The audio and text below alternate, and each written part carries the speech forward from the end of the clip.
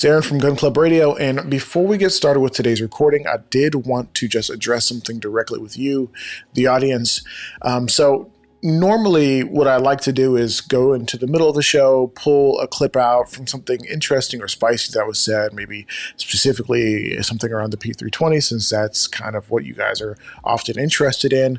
But I figured with the way some of the stuff was playing out, with some of the technical issues we had, just visually, it may be a little bit better if we just share, and of course with their permission, share some of the conversation that we had before the episode officially began recording. So I'm going to show you kind of what I would consider like a pre-show, just as chatting a little bit about some of the topics, specifically about the 320. So if you're here for 320 stuff, ta-da, here it is. But if you stick around to the end, we're going to talk about a couple other stuff like the RXM Grip module that they did, which is amazing, and a secret project that they are finally announcing, and they're doing it right here on this show. So stick around. Thank you so much. And let's get started. For us, really, the 320 isn't a big product for us. Like, we make them, we make a full size and a compact P320 module, and it's probably one of our slower moving modules. I say it's not something we're really concerned about on our end. Okay. And we have a decent relationship with SIG, with our P365s. And I mean, I personally, I really like the 365. I've never liked the 320 that much. Yeah, that's what I usually am carrying. And I've never personally liked the P320 that much. So it's never really been on my radar that much. So it's one of those things where SIG has an uphill battle figuring that out, and good luck to them. And I hope whatever happens, they make the right decision for customers. I just know that if there is a problem, it's not in the grip module. So it's not really something for us. It's like I've seen people and their reasoning behind, doing a little bit of homework, watching your videos before I came on. I understand the concern that, SIG will point at the grip module manufacturer, like they kind of have done with holster manufacturers, and be like, it's their fault. Mm-hmm. But the problem that they've shown happens in OEM grip modules. So if it's happening in OEM grip modules, it can't be an exclusive problem to an aftermarket grip module. Right, yeah. It's got to be something else. So again, there's kind of already evidence. There's evidence there to say, it's not really going to have, your grip module is not going to affect it. And, we're making things to the same, if not better specs than they are. So, I mean, really, like our internals for our P320 are the same as their AXGs. So it's not, if we're not really concerned about somebody coming after us necessarily for the grip module being a problem. I would hope it's not really. That's wild, Right. Well, let's leave it to them. I'm gonna do an intro, and then we can really get rolling, if you don't mind. Okay. Here we go.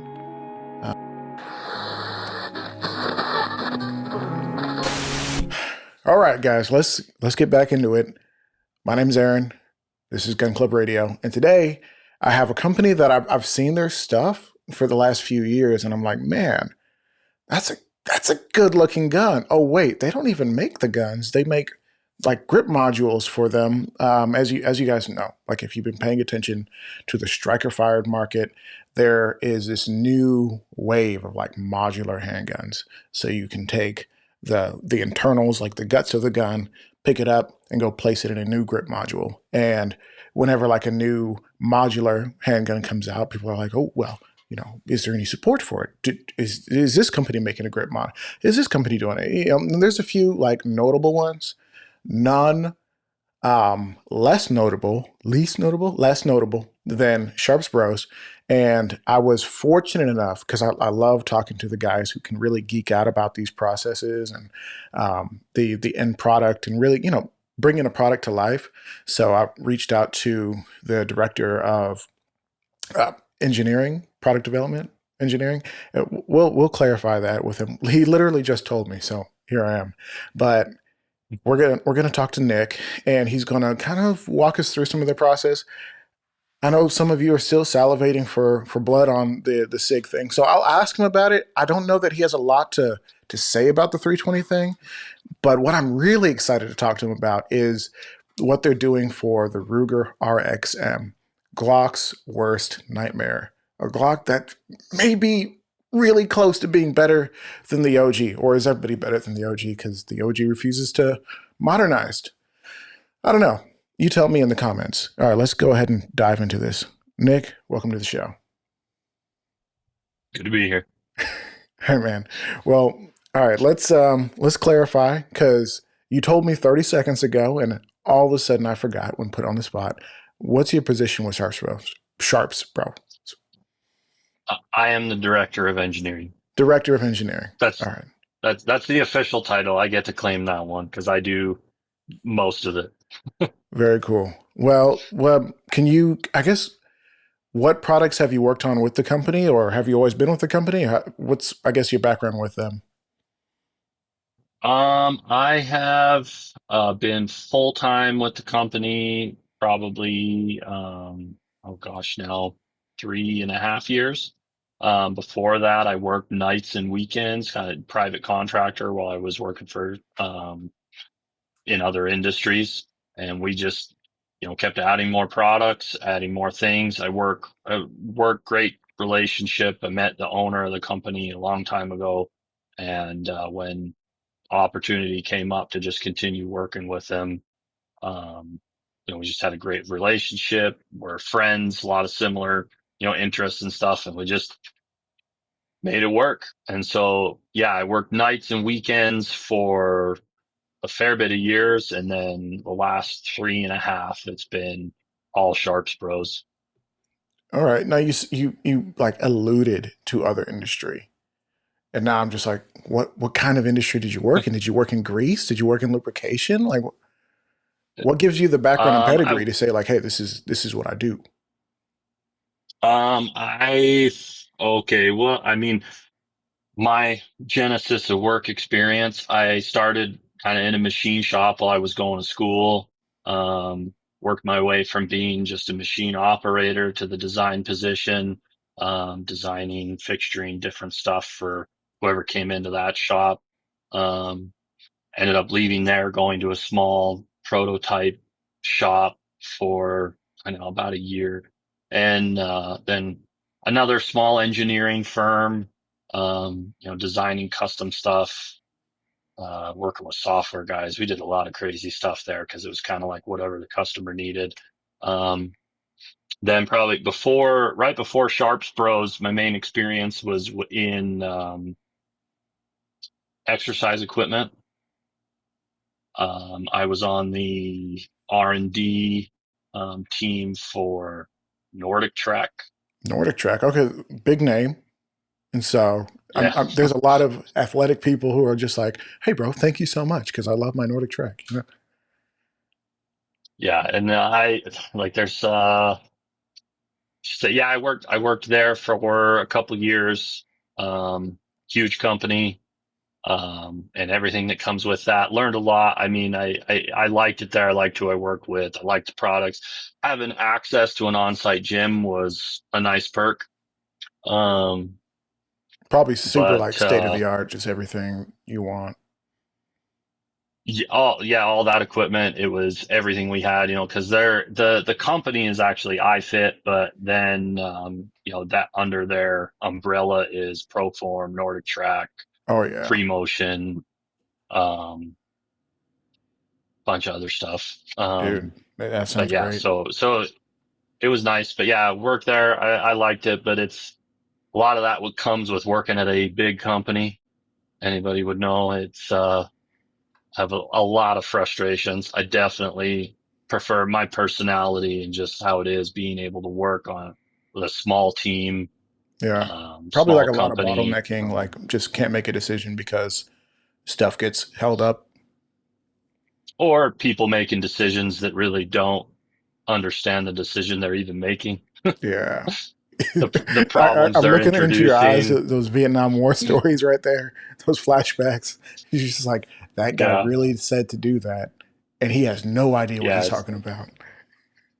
It's like you're, um, you know, 5 months into a 10-month development cycle on a project and somebody comes with an idea to make a change. And you're like, okay, we can do that. Like often my approach is nothing's really impossible. It's just how much time are we going to need to make it work, and make it doable. And, also again, a lot of times those big companies they don't give you any extra time because they have production deadlines, different stuff to turn it over. And Shoot, they shareholders. are, yeah, shareholders, boards and stuff. And they're like, no, you don't get an extra time. So it's like, okay, I just won't go home then, I guess. But Talk about crunch. yeah, So going into Sharps yeah, Bros with this crazy just experience out of college, working machine shops. Now you're, over at Nordic Track doing your thing, dealing with like the probably an amazing team, but also some of the struggles that come with working for, big industry, corporations, XYZ. Now you're with a smaller company and you answering as the director of engineering, probably to one guy. Maybe there's somebody else who has input. I don't know the way your company is set up. it's, a lot of the product development happens between, me and the owner, John Sharps. And then I also just work with our manufacturing team, our CNC programmers and machinists. Cause I mean, just learning kind of in a machine shop helped me to realize a lot of the stuff they teach you in school doesn't really work, uh, Mm, necessarily. Like the school of thought, a lot of things aren't necessarily practical. And so in a manufacturing setting, you learn really fast how to get things done and how to actually design a product for manufacturing rather than just, designing something and then having the machinist swear at you, um, behind your back. I tell our machinists they can swear to my face. It's okay.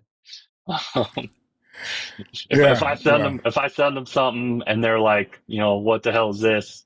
I want them to tell me right right. away. Honestly, like people being honest and just like sharing up front, like, hey, what you're doing is some nonsense.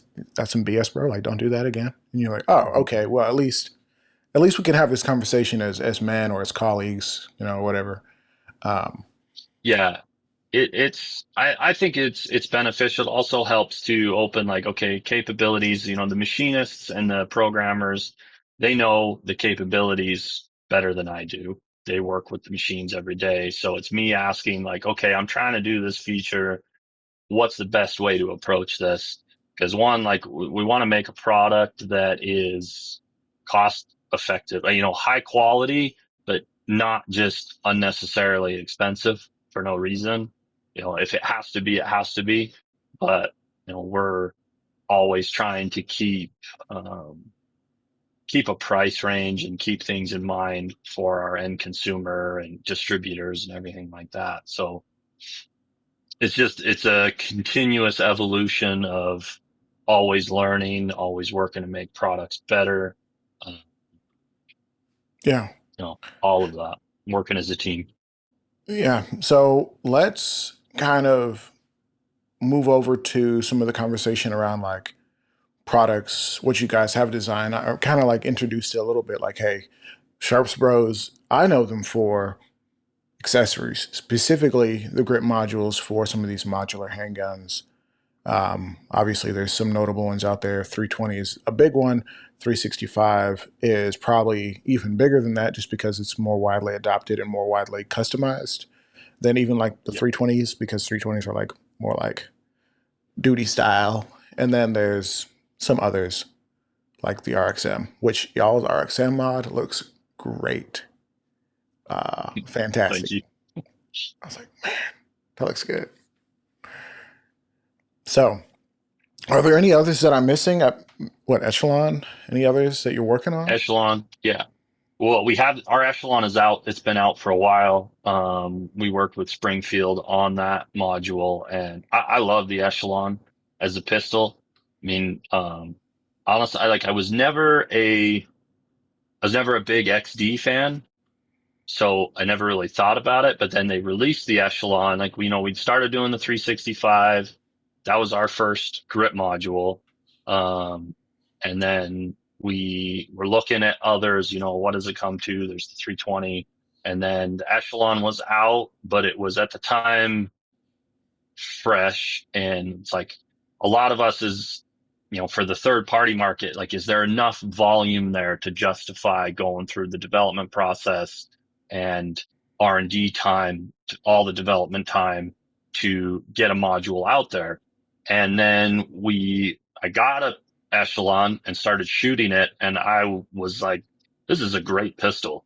I I was really surprised and shocked how much I liked it and how well it shot. And so then we just were like, okay, let's go ahead. That's the next one. So we started working on the Echelon. We Here, had I'll let you. mine.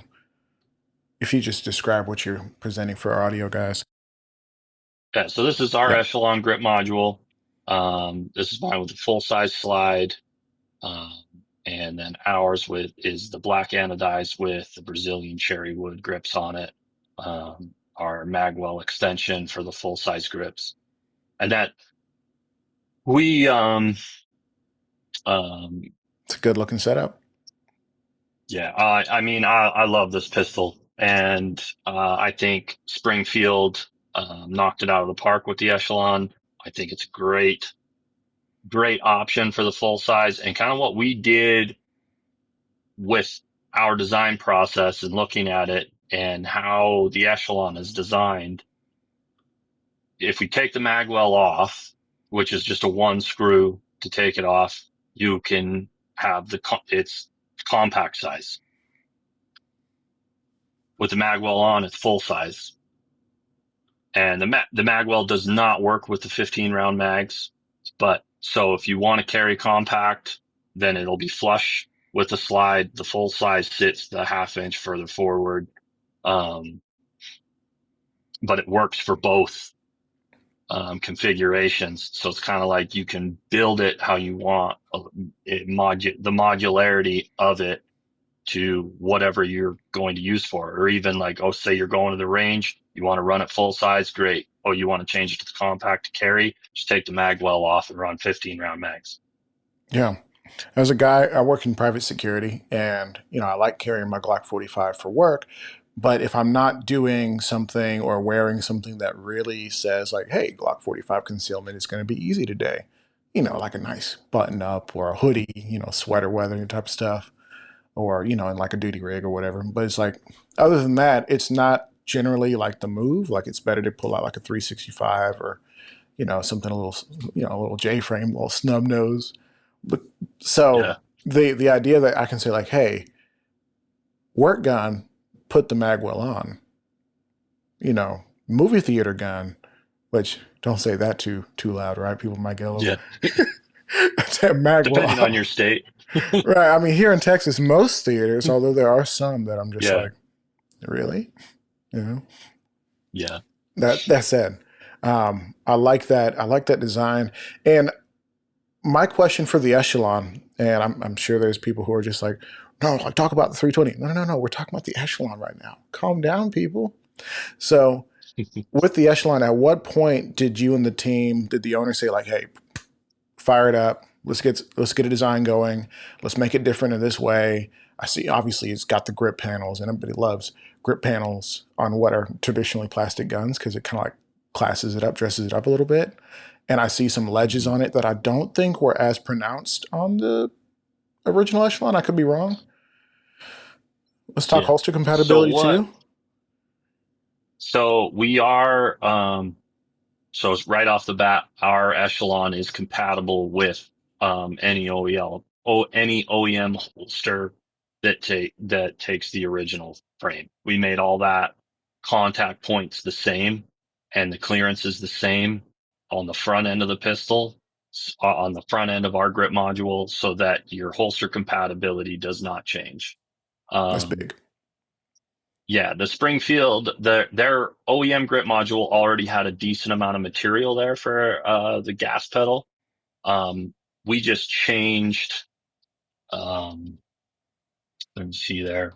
So we kind of changed how it's positioned and the angle of it and where it sits compared to the OEM one. I feel like it's just a little better angle and position for your thumb on how you're supposed to, position it there on there and push more into the side of the pistol rather than pushing down on the gas pedal, especially for something a little bit smaller. This isn't a race gun type gas pedal. Right. Um, we did that there. Our ergonomics. So what we did, and this kind of just goes back to a little bit of between me and the owner's design and kind of preference for the pistols we like, is we like the steeper grip angle.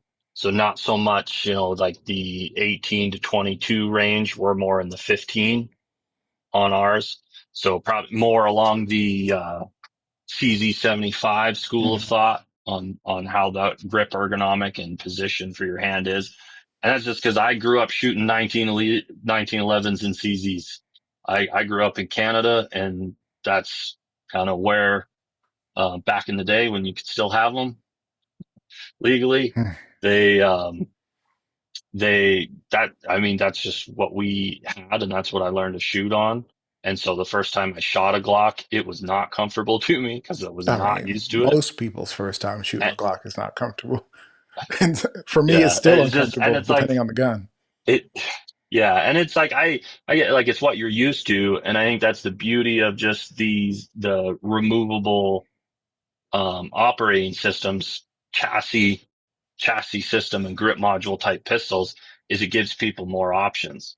If you don't necessarily like that, but you like, the platform or the company, you can tailor it to what your preference is if you find something you like better. And that's, Yeah. yeah, pretty much all of our grip modules. We kind of take that in. We want to be more around that 15-degree grip angle and a little just more form fitting um, to your hand. I know most polymer pistols, it's more of like a rounded rectangle on that grip pattern. And Yeah. we go to more of an oval shape. We're usually a little wider. We kind of target around like 1.3 inches width at the extreme point. Um, but it's more of an oval shape that fits in your Yeah. hand. I We would feel say, it. even just We looking feel at it it, you can fits better. tell. More ergonomic in Yeah. some ways, would you say? I feel like it definitely fits your hand a lot better than the others. I find it way more comfortable. A lot of our feedback, we get that same response. Yeah, well, I mean, it's all about customer feedback. Honestly, you could love it all day long, but if your customer doesn't want it, your customer won't buy it, and you're gonna have to find a new job, right? So, giving Yeah, them something that's yeah, helpful and actually useful for them, and even desirable to some points, because what, plus 10 speed for looking good? Like, clearly, I think you yeah. guys have a solid product for the Echelon. I remember, I think the first guys I saw working with it were like Puologist and Miss Hero. They did some stuff with it whenever it first started coming out, and I was like, oh, that's different. That's interesting.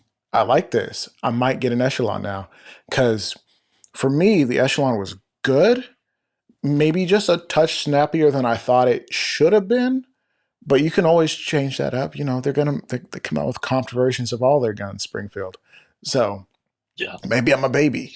But then there's this little hot spot right on I guess the left side of I'm a right-handed shooter, and as I'm yeah, right On the top of there, your thumb. right on the top of that knuckle. Um, so See if I can. what did you guys do to kind of alleviate that? Because I know that was an issue.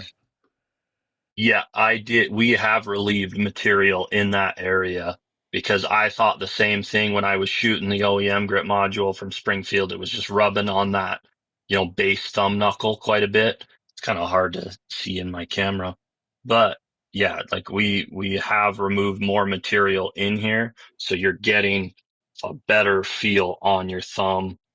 See if I can get a good angle there. Not really, but yeah, it fits in your hand better, so you're not having the grip module work against your hand. And after you've you know, I I think the first time I shot with that one, I put a few hundred rounds through it, then switched to our grip module prototype, and immediately it was just not there. And after, if you're putting 500 to 1,000 rounds through your pistol, you're going to notice it. I also have it's that the grip on a pistol, because you're handling it so much more, it's a little bit different than other design facets, because we do, AR lowers, AK receivers, bolt action chassis, stuff like that. Something that you're holding on to all the time, you have to take way more into consideration how that feels over a period of time. A lot of shooting, it can't just look good. It has to feel good. And, um, after shooting it quite a bit, we made that decision to relieve more material in there. And so if that is bothering people, I definitely recommend our module. Hey, honestly, it's about finding the problem and solving it. And that's what makes like an actually good product. And I appreciate smaller companies who are kind of taking a chance on products like these. Because at the end of the day, you guys can come back and realize, okay, well, Springfield burned through their first and second round of customers, and people just aren't adopting it as much as they could. And those customers aren't really adopting aftermarket products. And it's kind of a waste of your time. And you guys took a chance on it, put all the R&D into it, and it's just like, man, this was a bad idea. So this is me saying Well, thank you yeah. for jumping in there and actually supporting the product. Well, and it was whenever we're looking at a product, and a potential project, we do reach out to the companies. Like we reached out to Springfield and got contacts there, and they have been awesome to work with. Um, Working with us on it, testing our products. I mean, they're sold on Springfield's website.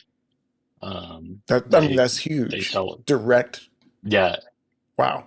yeah. It's great. They're great to work with. I can't say enough about how great it is to work with Springfield as a company. I think they're awesome. I think they listen to feedback from customers. It does take time sometimes, but also it's like they see, you know, um,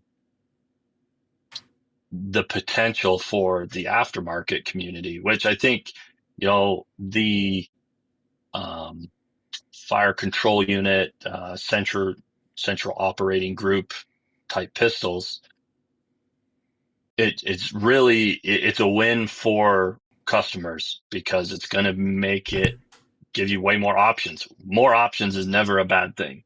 Right. To find what you like, to find what works for you, especially like everybody's hands are different. Like I have to wear extra large size gloves, but I have short thumbs.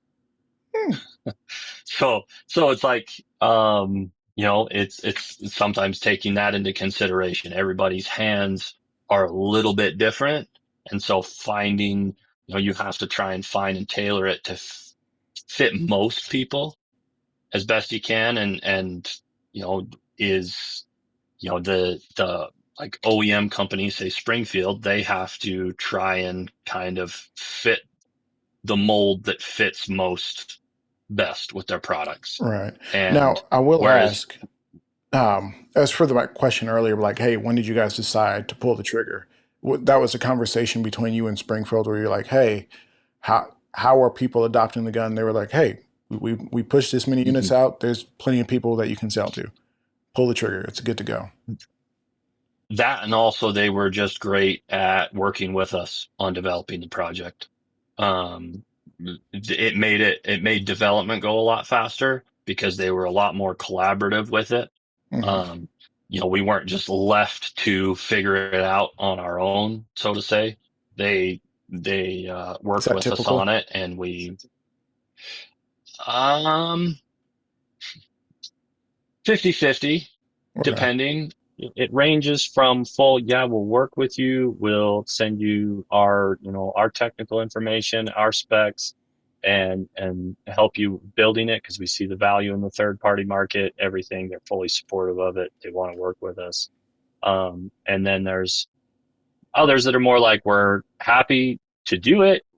Like, you can do it. Go ahead. We'll give you samples, but we're not necessarily going to share technical data. There's others that are kind of more along the line of, um, you're on your own if you want to do it.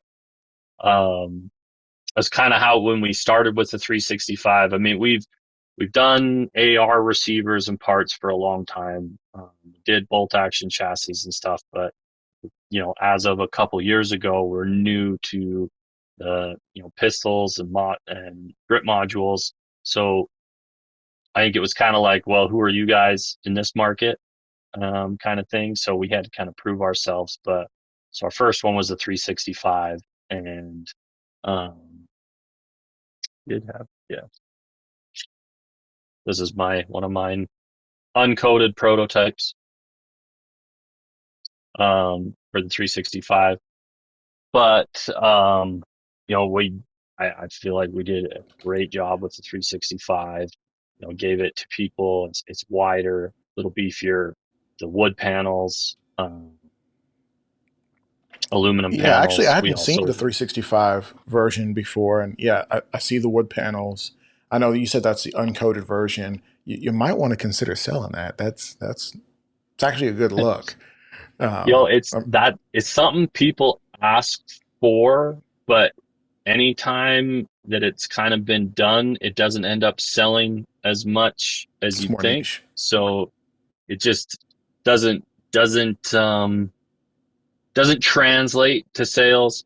But like, we have that was one version we did of the 365. This is the XXL size grip module for 12 round plus mags.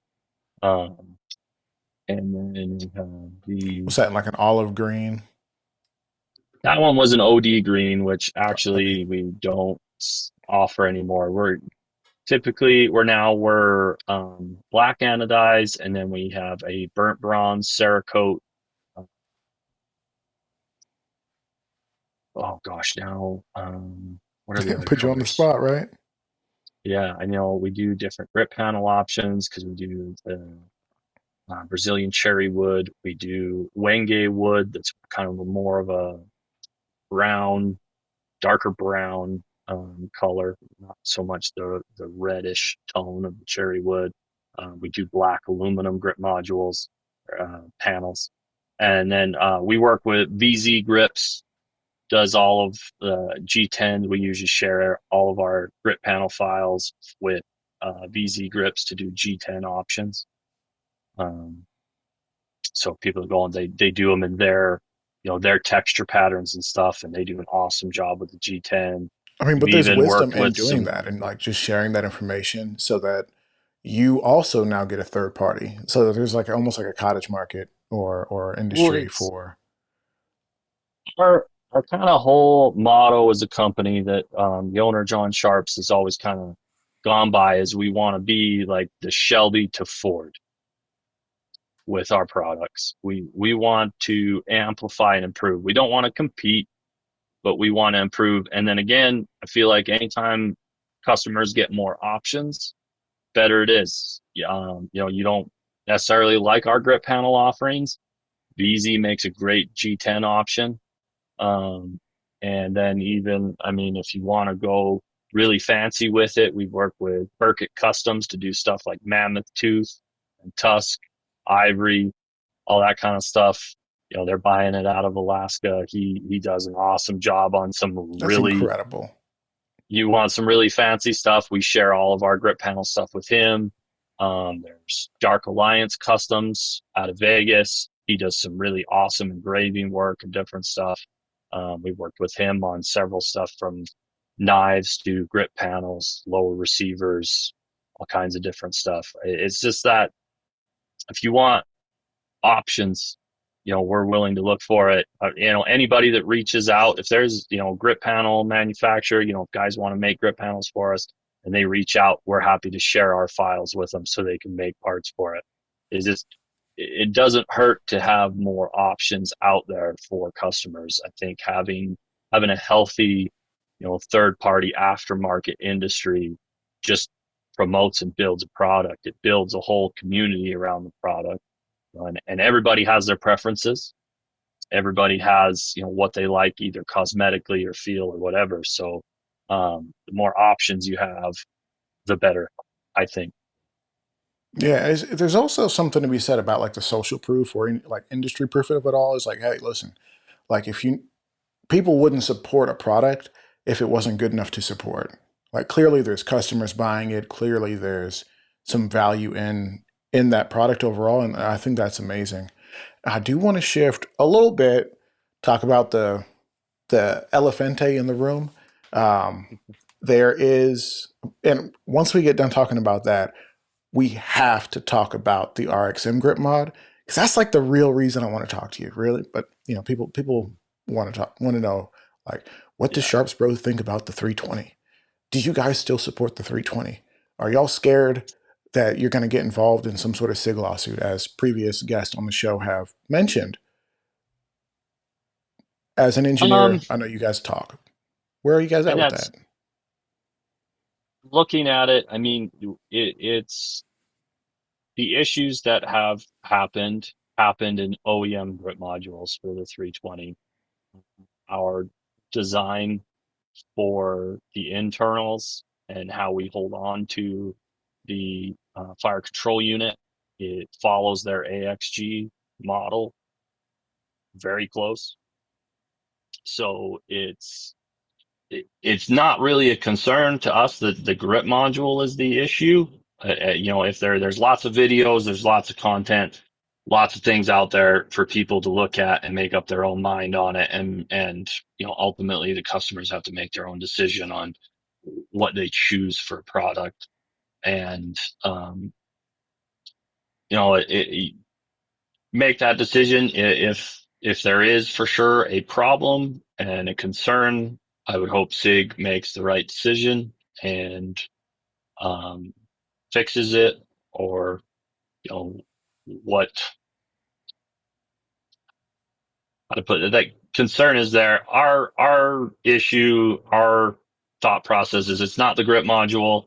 Um, So we're not really concerned that we're going to get pulled into a lawsuit or any issues on that end of things. There's, if anything, all the issues that have been documented happened in OEM grip modules. So it's not that's not where the issue lies um, Yeah, on that front. So it's right. not Like really you, a concern, not really a concern of ours.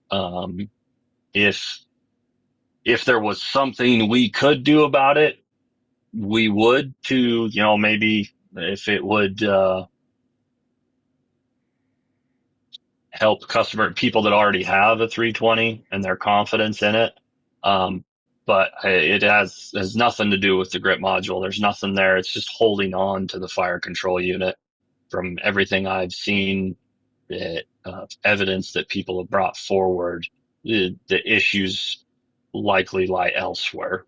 So it's it's something we're going to continue to make them. We'll continue to sell them. If SIG for sure came out and said, "Oh, there is an issue, we either got to fix it, and this is the problem." If it had anything to do with the grip module, we would immediately stop. But there's no evidence to say anything is the issue with the grip module, so it's mhm. not really a concern. We're not concerned with our product, so we're going to continue on with it. Yeah, and I think that's fair. Fair enough to a point because it's like, hey, we have made this product. It's available to those who want it. If you don't want it, don't buy it. If you're concerned, don't buy it. And I should say, allegedly, there are allegedly issues with the 320, well documented in some ways, and plenty of videos coming out there. And you and I aren't making any. Clearly, you. it, with every it's ounce of it your language, didn't make yeah any definitive statement saying anything one way or another. it's something there where I've watched a lot of videos. I watch everything that comes out on it, and in the end, I mean, you got to make your own choice on your products, and we just know our product is good, so we're not worried about it. Fair enough. I don't know if everyone can say that. Is that confidence in the room, right? But yeah, it's fascinating to see how this is playing out. And now I guess some people are going to ask the question like, okay, well, you guys are only continuing to support it because that's like 50% of your business. Like if you stop supporting it, you guys, how serious is the 320 for you guys? It's definitely on our lower end of sales in terms of grip modules. We're definitely way higher in the 365s, the Echelons. I Which mean, we just 365 has barely been almost released. flawless. Oh, the 365. I mean, it's great pistol. Highly recommend it. I carry it. Um, I have no issues with it. Hmm. The um, it's definitely, well, it's sells more than the 320 anyway, in terms of in general as a pistol. And I mean, if you want the similar size as a 320, but you're concerned about the 320, then the 365 macro is a great option. Yeah. Do you guys support the new 365? What do they call that? The Fuse? I Our guess the X macro grip. macro grip module. What? Sorry. Yeah, I was gonna say. I guess it's the X macro grip is fully Yeah, it's compatible. really the X macro grip module that we have here. This one is really the same size as as the Fuse grip module is. The slide just comes about a half inch longer on the Fuse, but it'll still work in our X macro grip module. It's really the same. We have some people ask if we'll make a version for the Fuse that has, a half inch longer rail to come, or dust cover to come out. And it's I kind don't of think you like guys can do that. the volume. I don't think the volume, that's kind of our, anytime we have to make a decision on a product, is like, is the volume really there to justify it? And it really isn't, in our Yeah, opinion. Plus also we're making it the same size as the grip module that comes on it. So it'd be kind of something that SIG isn't even making, because their grip module isn't flush with the end of the Fuse. yeah. It I sits mean, back. who's to say that you shouldn't make one like that? Except for what is holster support even? Because if no one's making It, a holster for it and no one's asking you for it except for three guys and a bag of chips, but like, and it's most of those, like even with the Fuse, if you just get an open-ended holster, you're fine.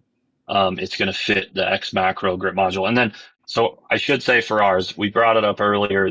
Our Echelon grip module will fit OEM holsters, but our 365 line, because we have the gas pedals that stick out, I can see a good contrast with my forehead yeah, there. hold on. Um, Yeah, the gas pedals stick out on our 365 module.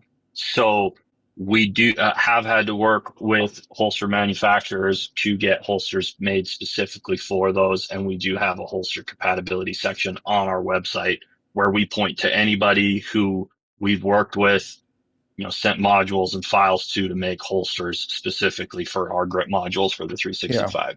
Now there are a few. I'm gonna make myself sound like I'm voice of the industry or something. There's a few industry guys, a few holster makers who I'm sure will tune in at some point because this is an important conversation to have. How easy is it, or is there some sort of vetting process if somebody wants your 3D files to get a printout and then start making molds?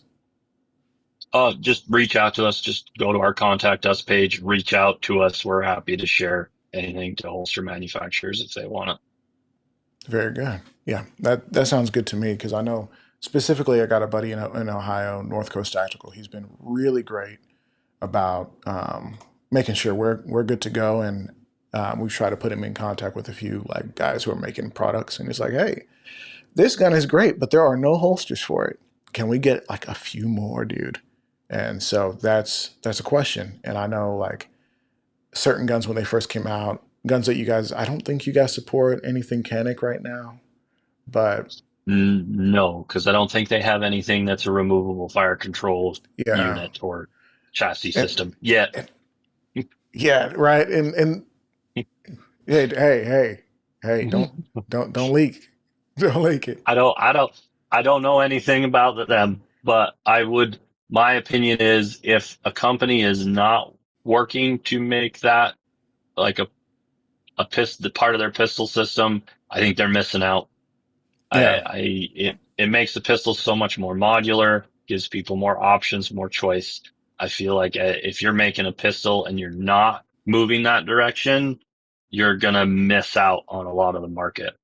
And so this kind of transitions to the Glock conversation, but specifically with the Canics, right? So they had with their carry guns, the Mete MC9, and then there was the the LS, so like longer grip, longer slide, and it's like, okay, well, are they missing out on sales and future iterations of the gun if they go out and they say, hey, um, modular grip maker, can you here's a product like here we're gonna give you the ability to just make the gun longer. You can have one of those crazy meme Glocks where the grip is as long as a 30 round stick.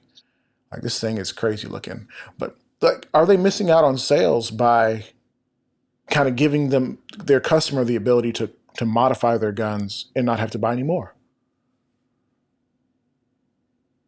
Um, I I just think so in terms of third party companies like us are probably going to do things that the OEM manufacturer won't.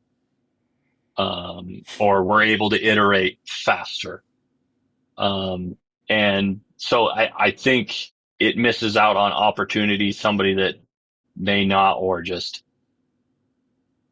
different versions, different variations of the same pistol. Like that. I can't say I know a lot about Canex pistols. Yeah, I haven't paid a ton of attention to them. I hear really good things about them. People that have them love them. It's just not, we haven't talked to them. And it's not that we're obviously with the lower receivers or the AK receiver, not that we're afraid to make something, a serialized product like that. It's just the barrier to entry, the cost to Mm-hmm. develop and then work with that, dealing with three-letter agencies Mm-hmm. and stuff like that. It creates more work. It It's creates more prohibitive. costs. Yeah. It makes it harder to do. Not impossible. It's just, it's, if we have a choice between doing it for a pistol that is or isn't, it's definitely going to be the one that we don't have to deal with variances and the ATF and going through all of that paperwork for things. Yeah. Cause it's, No, I mean that's we completely can, understandable. yeah, Just to say like, hey, listen, like Taurus is doing it, IWI is doing it, Springfield is doing it. Why don't y'all do it? Get on yeah. board. And ultimately, I think, HKCC9, dude, the CC9 is. the CC9 is too. Wow, I gotta call my HK guy. So I'm looking at it. And I'm like, okay, so Glock has made a lot of money on selling you different versions of the same exact gun. And it's pissing me off.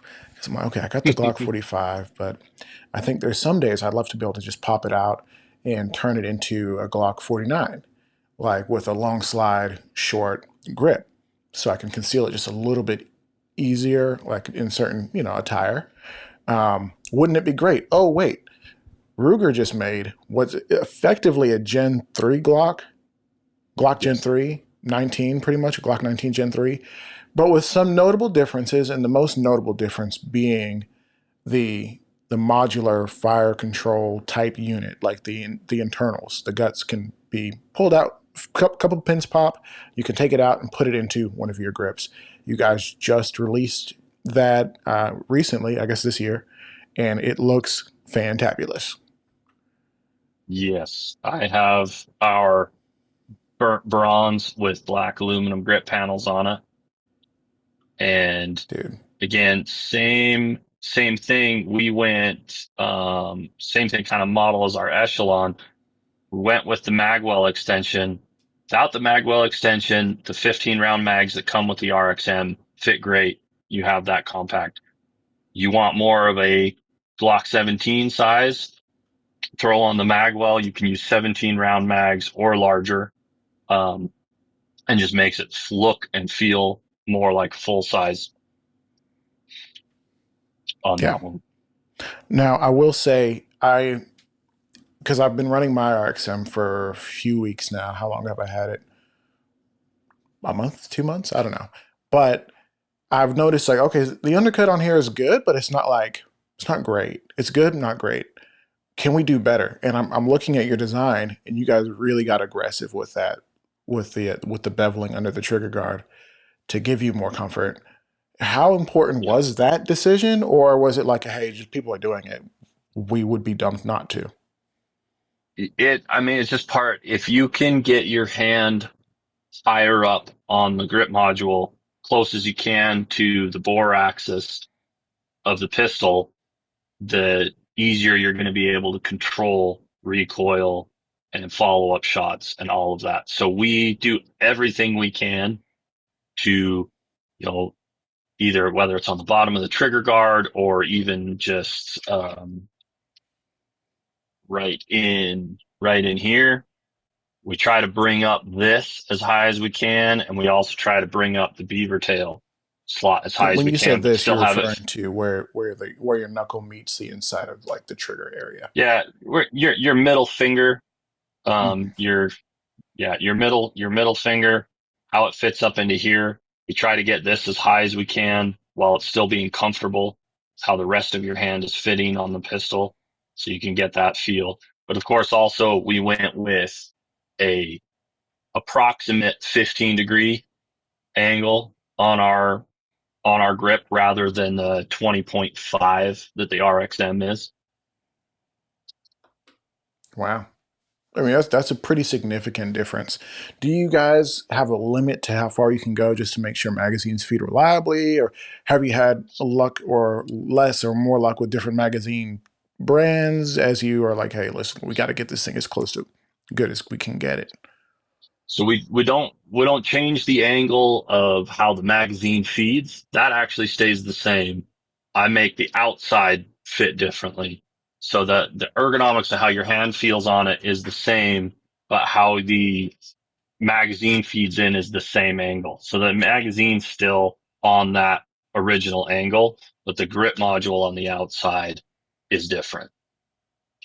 Okay. So I mean, yeah, that works with Glock mags. It works with the Magpul RXM mags. If it works in a Gen 3 Glock, it'll work on that.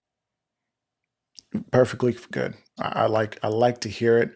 Now, with that, how important was the RXM for the company to dive in on it? Because obviously, there's other companies who are making products. They haven't released one yet. You guys, I don't think you're first to market. There's at least one other that's out there. I think yours might look the best. Don't tell the other guys I said that, but here we are. Yeah, yeah. It was when we first saw the RXM. I mean, it's just this trend that I think companies are looking at the success of the P365 and being like, okay, what has made it successful? And I Barbenheimer, really, man. other than it being a good pistol, is being able to customize it even more so, and you know, less barrier to entry. I know there is an aluminum grip module out there for the original Gen 3 Glocks, but their price points upwards of $800. Jeez. Yeah. That's Well, all. people have tried to That's make metal Glocks before, and I've mhm. never heard great things. Maybe one guy's like, "Oh, it's okay," but just on scale, I don't hear good things about metal Glocks. What makes yours so different? It's just being able to utilize that RXM um, operating group. We don't have to mess with any of that stuff. We can make it fit and work exactly the same as it's going to work in the OEM grip module. You're just going to get the benefit of having an aluminum grip module that's a little, my opinion, better ergonomics for your hand. More comfortable to shoot, little more weight. Can't say like aluminum to plastic. It's not a ton, right? We're talking ounces. But it is some. You will notice it if you're shooting a lot. But we're just able to, I think it's just improved ergonomics, especially if people maybe aren't used to or not necessarily a fan of that grip angle or just how the grip feels. The our grip modules are going to offer a lot of improvement in that area. I mean, I shot the RXM, the original one, and I mean, I don't mind it, but again, it's that 20 and a half degree angle of the grip. I'm just not accustomed to that. So yeah, that's usually the first thing we go to that. How can I make a 15-degree angle work on this? And I say that approximate because of course, like we got our front and back is not straight.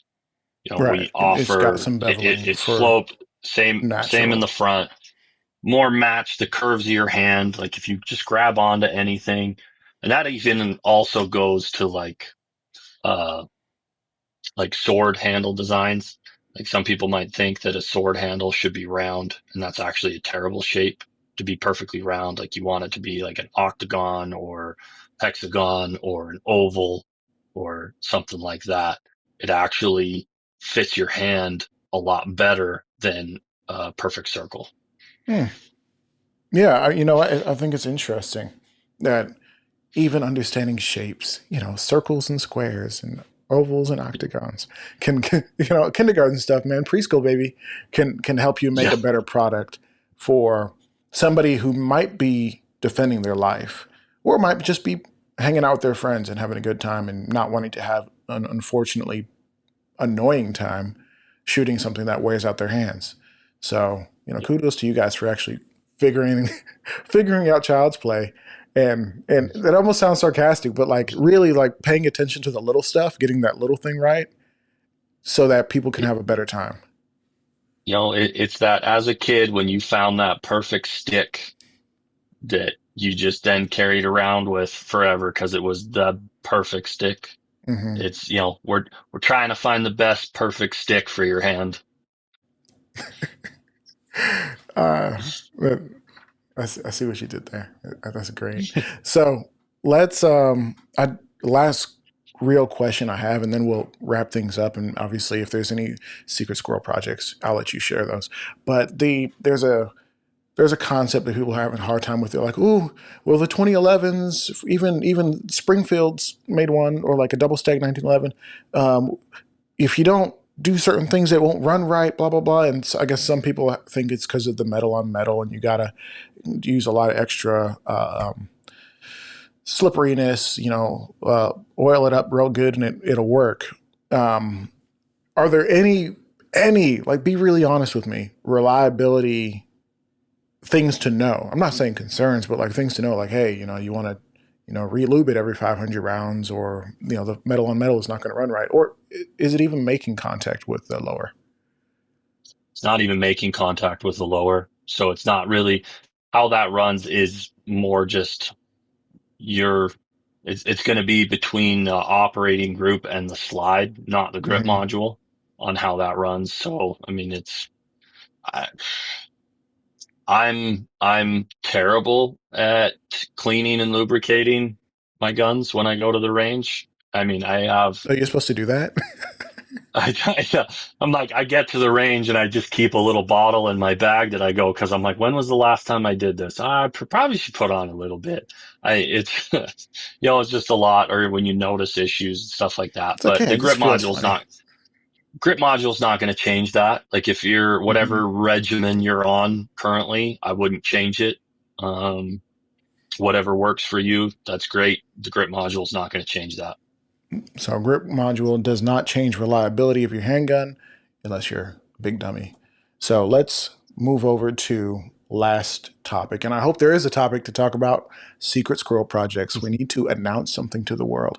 What are you guys cooking? I need something top secret, something your boss is going to be like, yo, why did you tell him that? So the one I can share right now.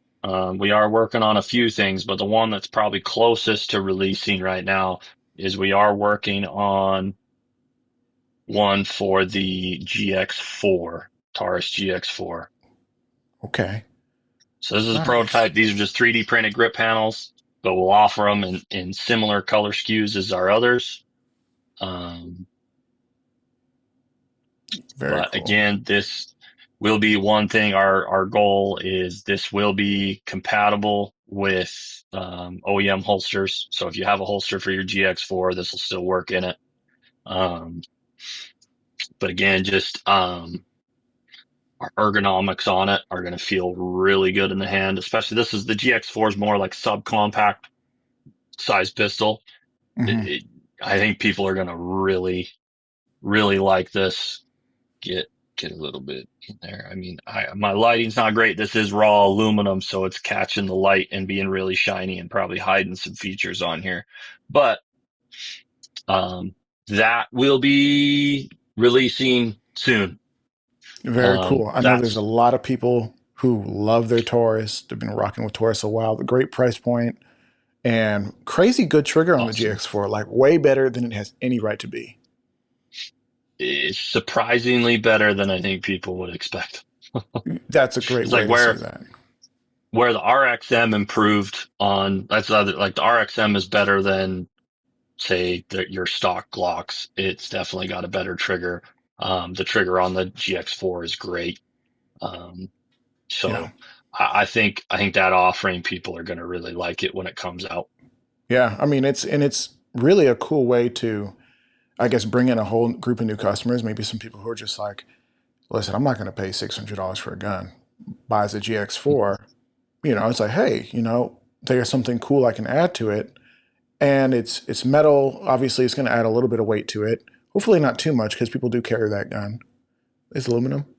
It yeah, it is aluminum, and we'll have like wood panel options and an aluminum grip panel option. But yeah, it's again like it's a little more weight in the hand that you'll notice it when you're shooting it. Will But you I like it feel when you're like shooting it? That's the question. you you should. I think like, it'll help. A little bit of weight does help with the recoil, a little bit, and but not so much that when you're carrying it that it's gonna like you're tightening your belt up because it's pulling your pants down or something. Like it's not a ton of extra weight. We're we're talking ounces. Okay. That's cool. And I definitely appreciate you guys announcing that to the world right here, Gun Club Radio exclusive. Yeah. So hopefully by the time, people makes this all the rounds, people can actually maybe go to the website, sign up for your mailing list and get to know when that's actually come out. And I assume people can just, go check out your social media. We'll link your social medias for sure and go over to hmm your site and make sure they're plugged in. Yeah. And now I guess I should say, we don't do pre-orders for anything.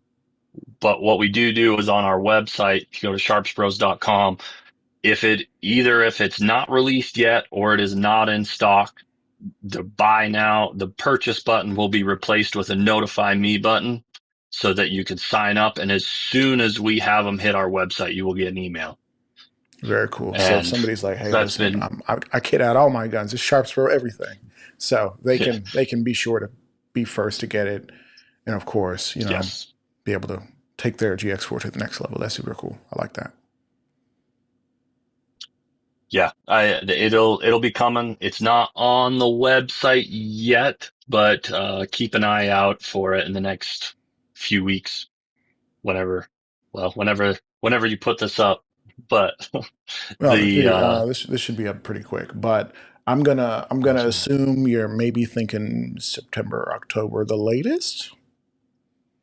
Um, yes, I would say that probably around there. I mean, we will have more samples, more testing to do over the next few weeks. But I'm pretty confident in it so far. So yeah, I would expect to kind of see something maybe late September. But again, as soon as John Sharps loves to tease things on social media, so definitely follow social media. You will see it there first. And pretty much as soon as he shows something on our social media, it will go on the website to sign up to be able to find out as Very soon as cool. it releases. I dig it. I can dig it. Dude, I definitely thank you for coming on and sharing, Nick. You've been great about being maybe too open, maybe too honest. Were you too honest? Nah, no such thing about the I realities mean, of these things. it's just fun, it's like going to the range and just talking. I love talking about, the products and working with people. It's, one of the fun, like going to SHOT Show. It's one of the fun things, just talking to people about different products and, Yeah. people that love it or, ideas, suggestions. We always listen. We're always trying to improve. We're always trying to make things better. Hmm. Well, I will say the comments rule this show. So anybody in the YouTube comment section specifically, if they want to go down there and ask additional questions or maybe demand for you guys to come back and share more stuff, when you have something new to talk about, we'll keep that line open. But if you guys do have questions, please make sure to ask so we can kind of follow up and make sure that we can keep this conversation going. I'll go ahead and do the outro, and then we'll wrap up. How about that? Sounds good, man. Thank you. All right. Well, guys, thank you so much for watching, listening, wherever you are. Hopefully, you loved the conversation. And if for some reason you were watching on YouTube and you're just like, "Yo, that's a nice hat. That's a snazzy hat." Gun Club Radio hats on the Richardson 112 platform, embroidered. There's only $30. We only have a few left, so if you want one, you have to let me know like now. It should be in the description. And if you're wondering what the heck is he talking about, because I'm listening on like the podcast side, no video.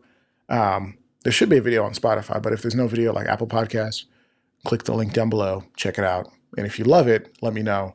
Because there's only a few left and I want to make sure you get one. And for those who bought the last few, I'm giving away a Holosun Raid flashlight for the last few that go out, in addition to some other stuff. And for those of you who are in the Discord channel, keep an eye on some stuff because there's more coming. All right, guys, let's talk soon. Thank you so much for Nick coming on the show, representing Sharps Bros, talking about their cool stuff. All right, guys, peace.